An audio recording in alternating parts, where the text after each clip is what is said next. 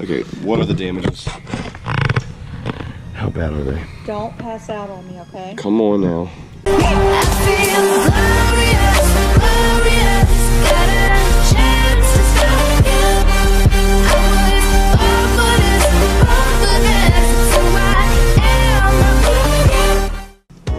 What's up, everyone? How's everyone doing today? So day number 3 of the project Broken Bolt GTR. Last night we didn't get any ground really covered. They tried really hard to drill out the stud. Then the easy out stud actually broke off in the spot where the stud is. Then they had to drill that out. We had like a carbide, what do you call it? Carbide drill bit. Made it super easy, but that one got kind of rounded off, so we had to sharpen that. I had to get home last night around, yesterday was just a complete bust. There was not really much to film, but today Amanda and I are heading out to the best place on earth to grab some food. Then we are heading over to York Bolt to grab a helicoil kit for the 2 bolts that we need them for tonight. So hopefully, I'm thinking tonight we'll get that done and finished, and at least get the downpipes on, and hopefully get the oil in the car and pull it off the lift and start it up for you guys. So I know it's been a 3-part saga, so just stay tuned. Made it. Hunter, I'll bring a little bit of, I guess we'll call them gifts. The extras are yours. Oh, yippee. Hey, those fucking things are like $30. Dude, so plot twist, Denny stayed up all night and fixed it for us, and we're good, right? Something like that. So everyone made it to the shop. We got Hunter's friend Jesse, and he brought out his Infinity LS1 swapped vehicle. I'll show you guys that later. Cameron's here, of course. Anthony is grabbing some shit from the other room, and I guess to go off of what happened earlier at York Bolt, I got everything I was supposed to, but we don't have a helicoil tap for the 1/2" 20. So unless we find one in the next until midnight, we won't be able to start on that one either. So might be day number 4 of our 3-part saga. But in the meantime, watch these guys fix my heap of a car. Yeah, who doesn't love chasing auto parts stores until they close? So our buddy Jesse is gonna take us in his Infinity. Hopefully we got like 15 minutes. Your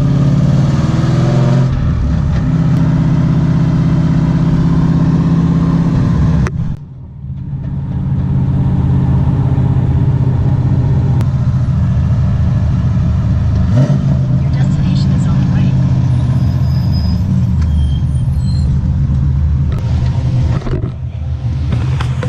We made it. Made it. I made it. Let me see it. I'm pretty sure it's exactly what he needed. Okay, what are the damages? How bad are they? Don't pass out on me, okay? Come on now.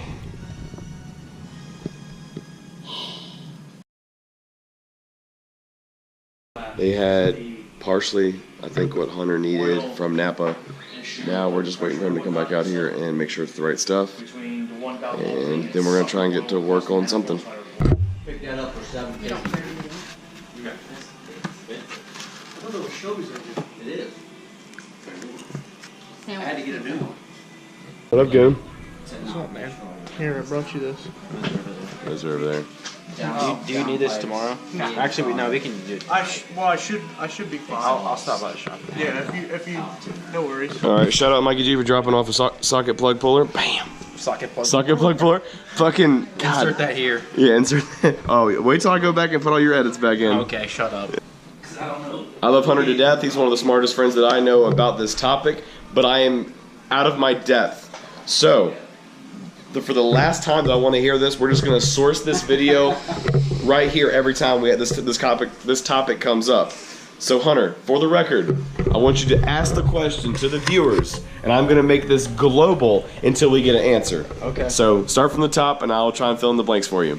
All right. I'll start it off. I said, hey Hunter, I want to run E85. His pop said, why do you want to run E85? I said simply, I want to make more power. All right, so All right, we're gonna start out. This is what I'm gonna say, Matt. Dude, we're good. We're good. Start off. I can edit. Everyone commenting on this, I want your sources cited. You can't just say such and such said this or yada yada said this. You want some solid proof. I want You're good. legitimate evidence. So, the EPA has regulated ethanol looser and looser since E85 came to be. Current date, as of maybe 10 days ago, and right now it is October 25th, 2017. So as of 10 days ago, me and Matt's friend Alan looked into this a little bit further just to confirm what I had thought. The EPA has regulated ethanol to the point where 49% of E85 has to be E85. So the minimum is 49%. And I will admit that is worst case scenario. But that's not the issue, because anything running E85 should have an ethanol content analyzer to show what percentage of the fuel is made from ethanol. Even when the EPA said 70% was the minimum, you still needed that to account for the fact that anywhere from 15%, which would make E85 actually 85% ethanol, to 30% of your E85 flex fuel could be another hydrocarbon. Now, that 51% doesn't even have to be gasoline. It can be any hydrocarbon. So you could have anywhere from whatever the high limit is on E85 for ethanol content, could go anywhere from the high limit to as low as 49% ethanol. I could get into stoichiometry if I need to, but for simplicity's sake, we won't go there yet. And I don't have enough memory card space on my 36 gigs, but go ahead. I'll full circle back to it. So for everyone that already knows what I'm talking about, we can be as low as... There's one other person in this room that knows what he's talking about. Okay, yeah, sorry, no one watching this knows what I'm talking about either.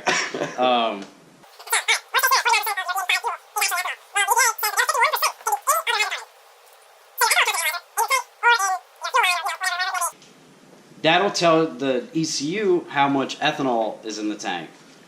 The ECU knows, okay, let's say, worst case, 49% is ethanol. So it says, okay, 49% of this fuel is going to be, and I don't know the number off the top of my head right this second, but I believe pure ethanol is somewhere around 8-to-1 stoichiometric or so. Methanol is something around there, like 6.5, 7. And I know ethanol doesn't have to be quite as much quite as much fuel. And if you assumed the other 51% is gasoline, that other 51%, the stoichiometric ratio for that is going to be 14.7 to 1. So a 50-50 mix, you completely average that, and then the ECU knows, okay, we need, what's dead center of 14.7? I'll get right on that, Hunter. Hang on. Yeah, okay. 7.3. 7.3 parts air to 1 part fuel, which would be a 50-50 mix of ethanol and gasoline. The computer can account for that because it reads the ethanol content. That makes perfect sense. Are you sure about that? If the EPA said the remainder of E85, regardless of what percentage was ethanol, had to be gasoline, then your ECU could do the math all day long, no problem. Okay, so now, out of the 7 minutes and 10 seconds that we've spent, what is the question you want them to answer in 1 sentence? Go. Can I have a precursor sentence? Go ahead, precursor sentence. The EPA does not say that the remainder of fuel that is not ethanol has to be gasoline. Correct. With the only sensor in the car being an ethanol content analyzer, how does the computer accurately deliver fuel to the engine not having any idea what the remaining hydrocarbon is. The more you know. Please help us, because if I have to listen to this one more time in our group chat, and it's already bad enough that I'm dumb as a box of rocks when it comes to this shit, so please help me, help him, help y'all, so you don't have to hear about it ever again. The person, whoever gets me this answer, dude, I'm not even kidding, $50 Visa gift card going straight to you and Hunter. Answer it. Cited, true answer. If you make this guy believe it, $50 Visa gift card. That's the best I can do. Just an update. GTRs are fucking dumb. No, they're not. It's an over. Wait a minute. It's an SI. It's an SI. So you can show the children. Dude, I'm gonna cut my hand open on this fucking heater shield. Hunter cut his hand open. Hey, That's super glue. the hospital ain't that far from here. No, super glue. You'll be alright. There's no way you did this. Mm-hmm.